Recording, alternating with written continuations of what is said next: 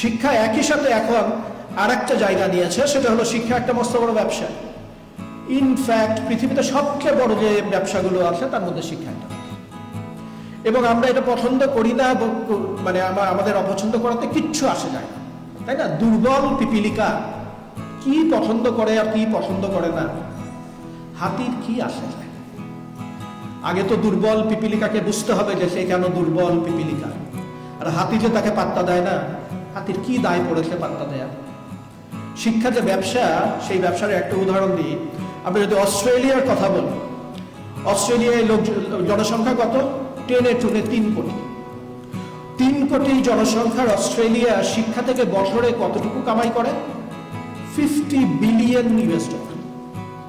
18 কোটি মানুষের বাংলাদেশ, অস্ট্রেলিয়ার তুলনায় জনসংখ্যা কত? আজকাল ছাত্রদের 3 আর 18 এটা বের করার জন্য ক্যালকুলেটর লাগে, ঠিক আছে? লাগে, আমি জানি। তো এই যে 18 কোটি জনসংখ্যার বাংলাদেশ, অস্ট্রেলিয়ার চেয়ে জনসংখ্যার দিক থেকে 6 গুণ বেশি। আমাদের সারা দেশের বার্ষিক বাজেট কত? 70 বিলিয়ন ডলার। অস্ট্রেলিয়া শুধু শিক্ষা থেকে 50 বিলিয়ন ডলার কামাই করে।